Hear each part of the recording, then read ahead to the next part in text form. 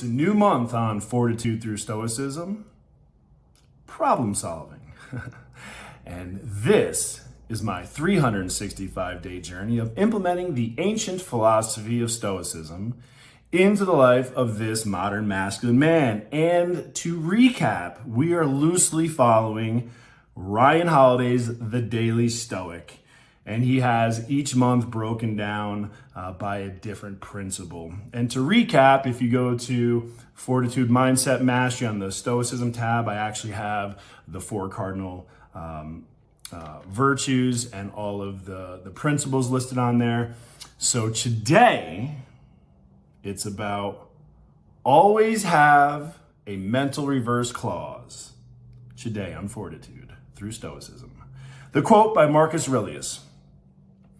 Indeed, no one can thwart the purpose of your mind, for they can't be touched by fire, steel, tyranny, slander, or anything.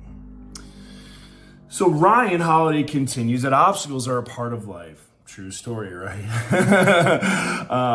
Shit happens, stuff gets in the way, situations go crazy.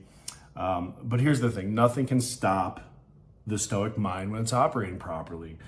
Because every course of action, it has a retained reverse clause. Now, I've given the example talking about the reverse clause of, NFL players playing in the Super Bowl. They put it all on the field. Both teams prepare. They both have goals. They're both focused. But there's fate, right? So you have to accept the fate of that game. So what is the reverse clause? Is it a backup option, if you will? So Ryan says, if a friend betrays us, our reverse clause is to learn from how this happened and how to forgive a person's mistake. If we are thrown into prison, our reverse clause is that we can refuse to be broken. And we can try to be of service to our fellow prisoners. And I talked about this, right? When I got locked up over Christmas, I was enjoying the experience because I was leaning. I said, listen, Stoicism is the only thing I have. And this is before I started this journey. And it's the reason why I really went down this journey, because I realized how powerful it was in that situation. But I was connecting, observing. I still got my workouts and the outside thing. I walked my 1 hour, did my body weight workout.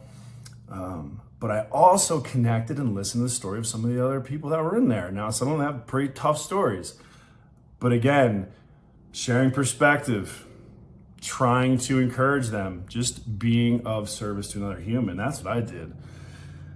Now, I also laid on my bunk and rested too. It was one of the first times I'd actually rested and slept that long in a long time. So I made the best of it, and it's only because of Stoicism. I wasn't in there, tear my mind apart. Again, it's terrible situation, and your mind wants to go to the worst places, but I knew that I had to keep bringing it back because there was nothing I could do to control it. It was whatever it was going to happen. So Murphy's Law states that if anything can go wrong, it will. So the reverse clause is handy because we know we're probably going to have to use it. So Ryan gives a different perspective on the reverse clause.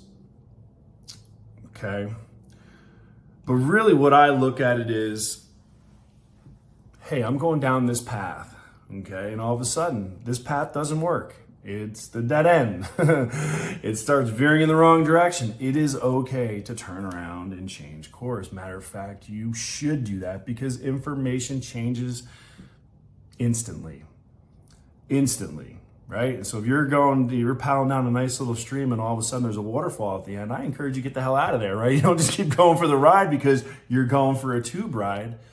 You have to make changes when it's necessary. And that's really what the reverse clause is. Hey, I'm going to put all my effort in this. I'm going to put all my focus into this. And I realize that this path may end. Okay. I accept that.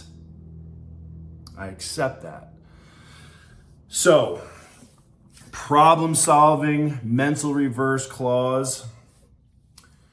He says that nothing can stop the Stoic mind when it's operating properly because in every course of action, it has retained a reverse clause, the backup option.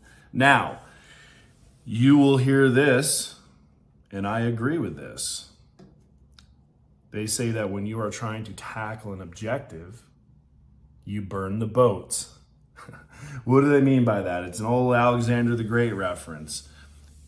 When they landed on the enemy shores so that there was no option of retreat, burn the boats. Now, the reverse clause is, apparently we have a retreat. But it's only through objective reflection and not emotional discourse. So we don't go, oh shit, this is tough. Oh my God, this is scary. Oh, this hurts.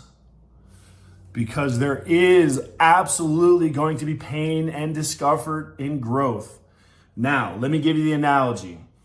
Here's a perfect analogy, right? Growth. What does growth look like in a human being? Well, you have this person. So we'll call it a home, right? We'll use the home analogy. My home was built in 1978.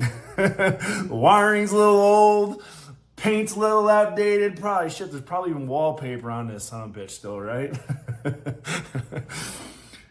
So if you're gonna renovate yourself, just like you would a house, you can maybe tear out some walls. Man, that shit's gonna look like a mess for a while, right? You may have had 2 bathrooms that you're down to half a bathroom. Discomfort. You're gonna have sheetrock dust and dust everywhere and tripping over, materials and supplies. And there's gonna be people coming in and out, different carpenters and electricians and plumbers, and it's a mess before it gets better. But then the more work you do, the more consistent work you do, that plumber's in there, the carpenter's in there, the painter's in there, then you start to see just truly how beautiful the masterpiece is that you created.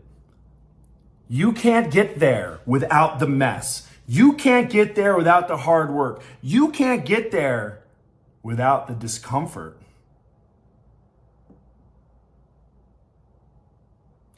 So you must keep going. Now, once you renovate that house and it's absolutely beautiful, like mine, I realize my house isn't big enough.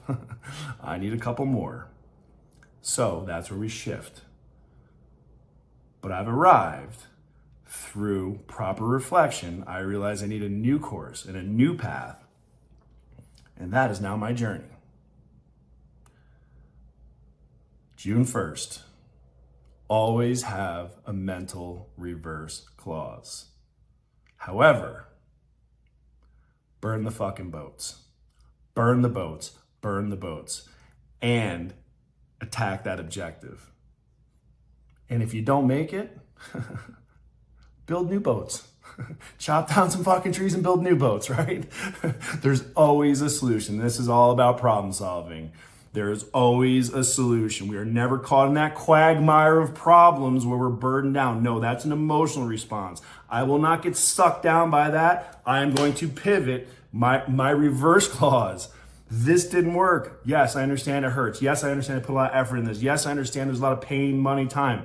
Perfect. Not the path. This is the direction. Let's shift. And on that, I'm out of here.